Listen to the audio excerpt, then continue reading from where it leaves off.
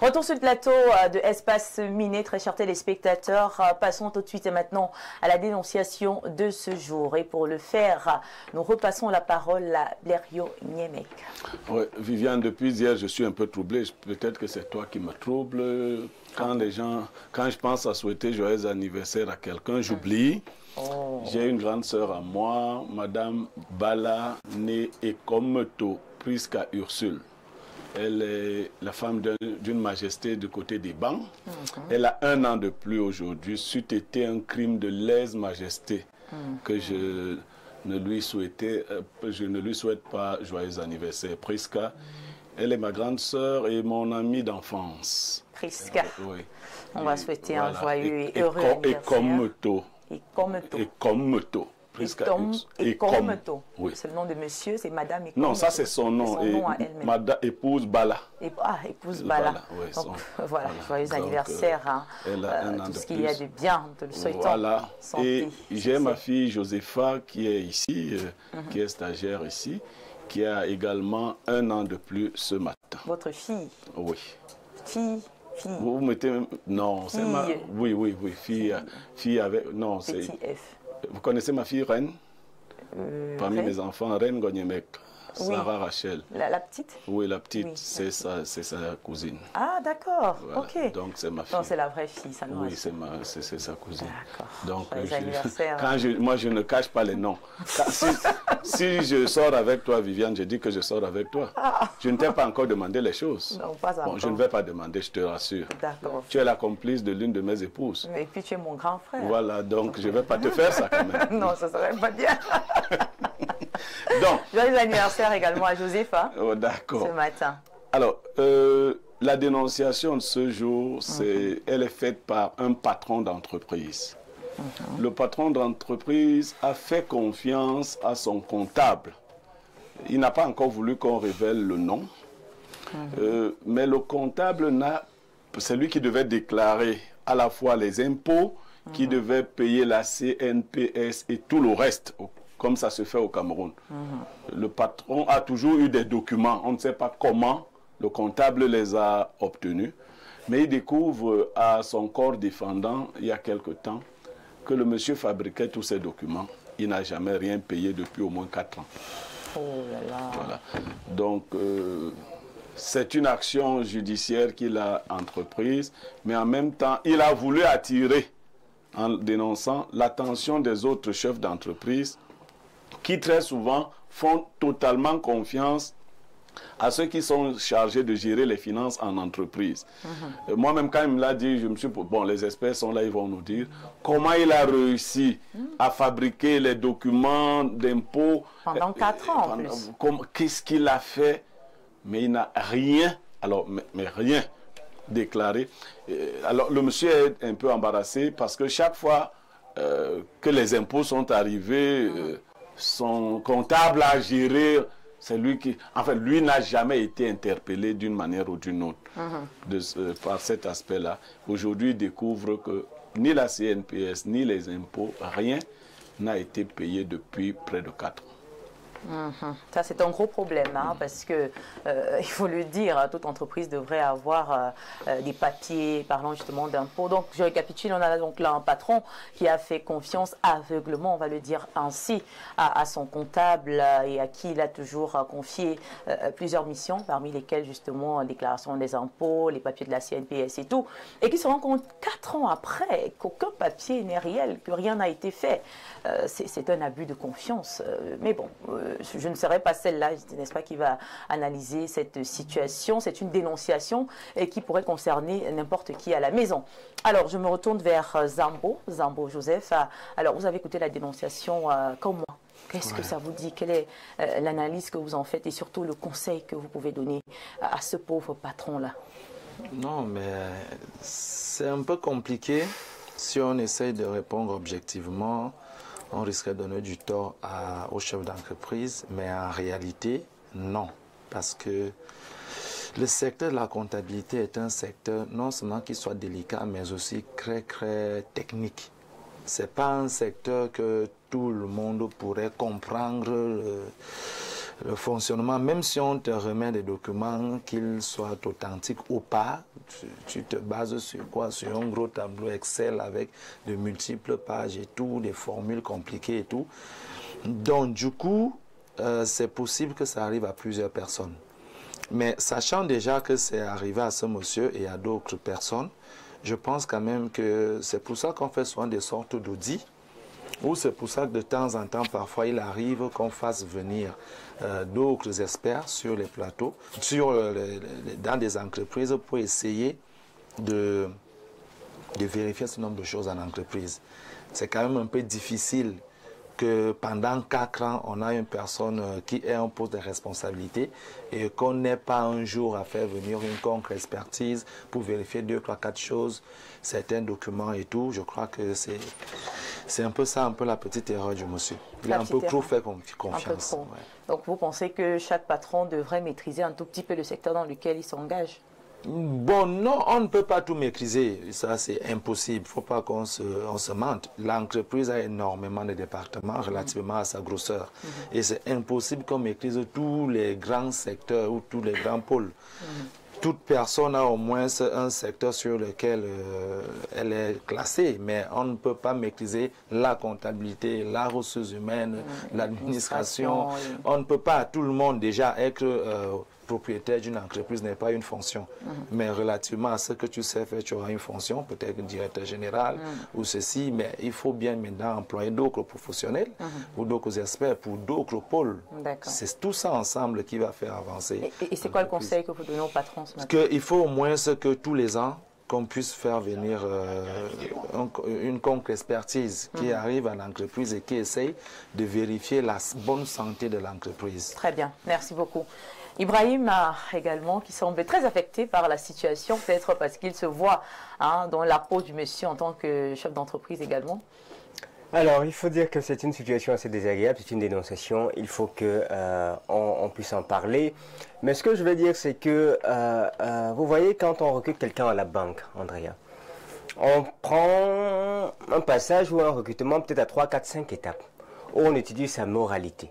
Parce qu'on sait que non, vraiment, c'est l'argent de l'entreprise. Et lorsqu'il y a l'argent de l'entreprise, normalement, le cœur de tout patron doit être là où il y a son argent. Parce que une entreprise, même la Bible dit que là où se trouvera le trésor d'un homme, là sera son cœur. Donc le cœur d'un entrepreneur, c'est d'abord là où il y a l'argent. Et quelqu'un qui est très conscient en tant qu'entrepreneur, c'est que les entrées et les sorties d'argent, le flux de trésorerie est la chose qui importe, qui permet au chef d'entreprise de savoir si je suis en bonne santé ou si je suis en mauvaise santé. Vous voyez, à la banque, lorsqu'on a fini d'interviewer, d'étudier psychologiquement quelqu'un, de faire des études de moralité et qu'on l'a pris et qu'elle est caissière, elle doit seulement recevoir l'argent et classer l'argent, on met quand même une banque là en haut comme mesure de dissuasion.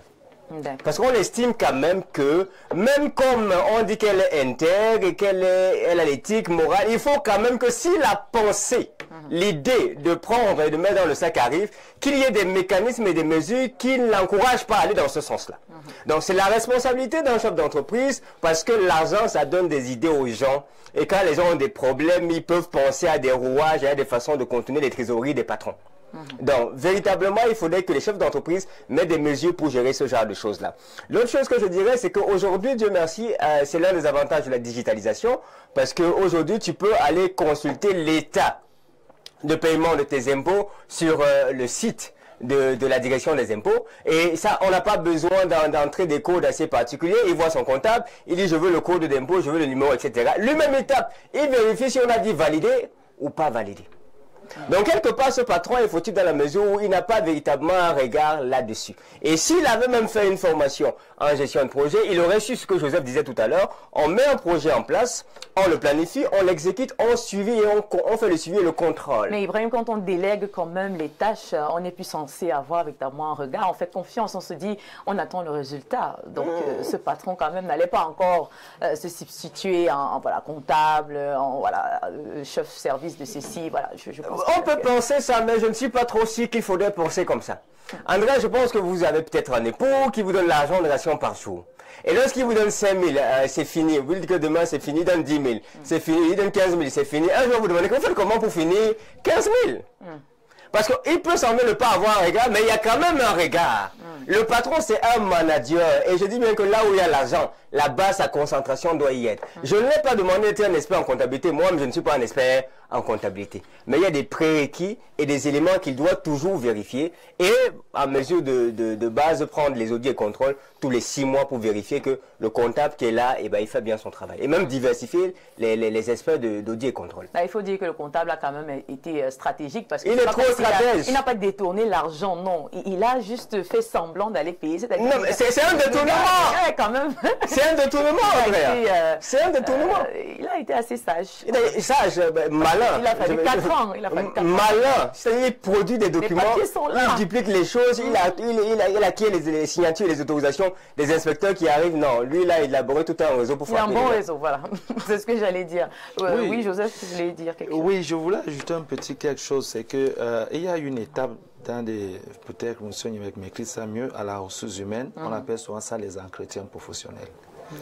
Après une certaine durée dans des entreprises, on entretient tous les employés d'une entreprise pour réévaluer les valeurs, les objectifs.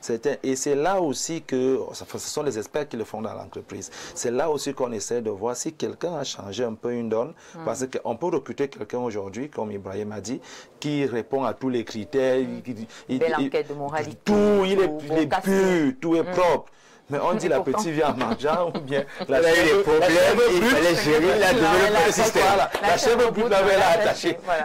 Donc du coup, les comportements peuvent se créer sur le cours de l'exécution. Maintenant, les entretiens professionnels sont donc faits à travers des experts, des psychologues et tout ça. Il y a un panel qui se fait là-dessus. Et c'est là où on essaie de réévaluer si cette personne peut encore continuer. Après quelle durée?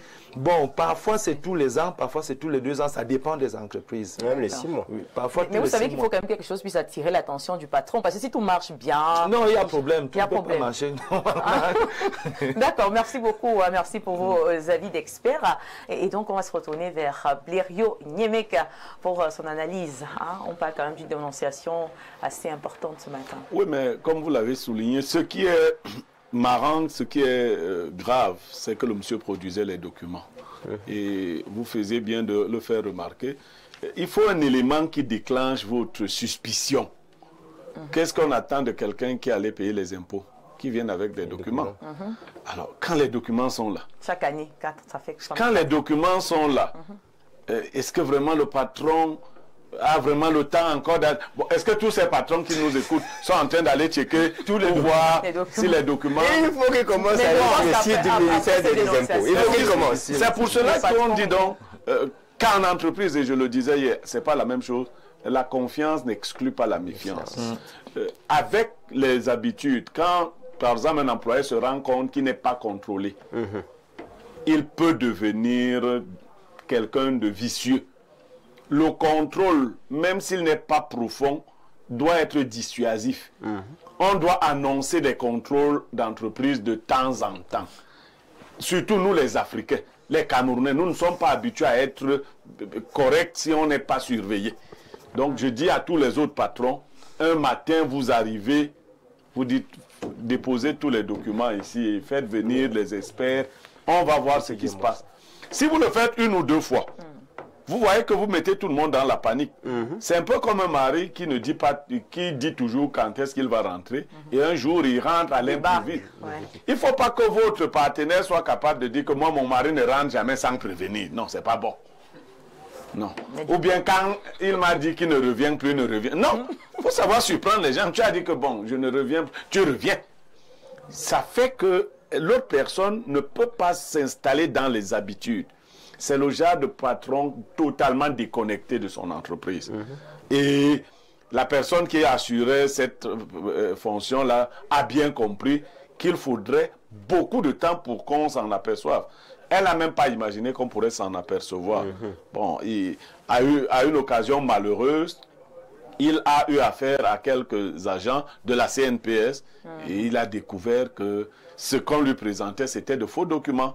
Bon, on imagine comme on est au Cameroun, il y a des quartiers bizarres, des Bonamou Sadi. Peut-être qu'il est allé là-bas, on a pris les documents de quelqu'un d'autre, des originaux d'une autre entreprise, on a fait les manipulations qu'il faut faire, mais voilà, sur le clavier, changer les noms, parce que vous savez que de ce côté-là, même les diplômes, vous pouvez avoir. J'ai d'ailleurs l'histoire d'un monsieur qui avait déposé un dossier pour un concours chez son oncle, il a mis le dossier, le diplôme de licence. Après vérification, son oncle l'appelle pour lui dire que non, c'est pas la licence, c'est le master qu'il faut. Il dit à son oncle, bon, j'arrive avec le master. Bon. Donc il a une source. Voilà. Et quelques temps après, voilà, il est arrivé avec le master. Dit que donc, moi, c'est... non, il faut vérifier. Et là, pour l'employé, je crois qu'il faut le punir le plus sévèrement possible. Parce qu'il ne met pas seulement en mal l'entreprise et son fonctionnement, il met en mal l'avenir des autres employés. Qui cotisaient calmement ou qui savaient qu'ils cotisaient calmement leur CNPS. Vous savez le mal que ça fait de prendre la retraite et de constater qu'il n'y a rien de ce côté-là pour vous. Donc il faut le punir très sévèrement, très sévèrement. On a donné 104 ans d'emprisonnement ferme à quelqu'un d'autre qui avait 1000 salaires. À celui-ci, je crois que 50... 2600. Oui, je crois qu'à celui-ci... 50 ans d'emprisonnement ne lui ferait pas beaucoup de mal. Parce que c'est un crime, en fait. Non, il ne faut pas prendre ça. C'est un crime. Vous êtes en train de tuer l'avenir d'autres personnes. Des gens travaillent, sont sûrs qu'on cotise leur argent à la CNPS. Un jour, vous allez à la retraite et vous constatez que vous n'avez rien. Et le bonhomme, lui, il a déjà disparu. Il aurait pu partir comme ça. Il aurait pu, heureusement... Le prochain comptable, c'est le patron qu'on allait maudire. Voilà, et voilà un autre aspect. Le prochain comptable aurait hérité d'une situation difficile. Voilà, sa responsabilité. Donc, je pense que c'est également l'occasion d'attirer l'attention des patrons, des chefs d'entreprise, voilà, sur ce petit laxisme qu'il y a souvent, parce que très souvent on se dit, bon, on est patron, on a recruté les bonnes personnes là où il faut, on n'a plus vraiment besoin, n'est-ce pas, de contrôler, d'être derrière avec le fouet. Parce que vous êtes censé être expert, vous êtes censé être, de maîtriser ce que vous faites. Bon, maintenant, c'est aussi ça.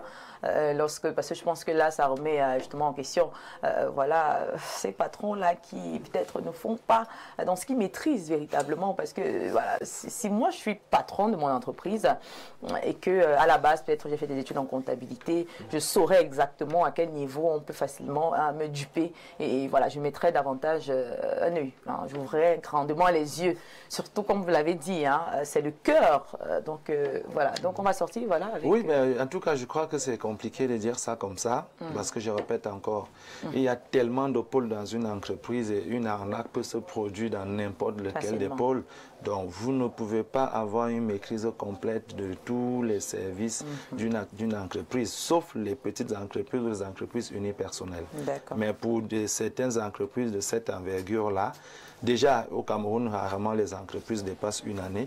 Mais si celle-là a fait 4 ans, ça signifie que c'est une bonne entreprise et qu'elle est sérieuse et qu'elle fait sûrement ancrer des revenus. Et enfin, on ne peut pas dire à un chef d'entreprise de tout maîtriser, mais de maîtriser le minimum. Voilà. Parce qu'après, il aurait jeté un coup de main sur les papiers. Si je ne sais pas comment le papier, où il y a le... On peut aller sur le site on peut même vous en fournir, on peut même vous en fournir des tonnes de documents, comme M. Emeka dit. Vous ne pouvez, même en lisant, c'est en français, vous lisez vous ne comprenez rien. Vous ne comprenez rien. Donc, et puis, c'est pas... Il y a des choses que rarement on va penser en priorité d'aller vérifier. Je n'ai pas encore contrôlé le solde de l'entreprise. On a dit qu'on a fait entrer 5 millions. Est-ce qu'il y a 5 millions? Mais j'aurais du mal à aller regarder les minimums qu'on doit mettre à la CNPS. C'est compliqué. C'est les petites. Donc la personne jouait sur des failles, quoi. Il était quand même trop fort. Oui, on appelle ça les angles morts. Les angles morts. En tout cas, voilà, merci beaucoup. On a pu avoir les avis des experts sur notre plateau de notre consultant permanent. Mesdames, Messieurs, on va prendre cette fois-ci la page publicitaire et on se dit à tout de suite pour la suite.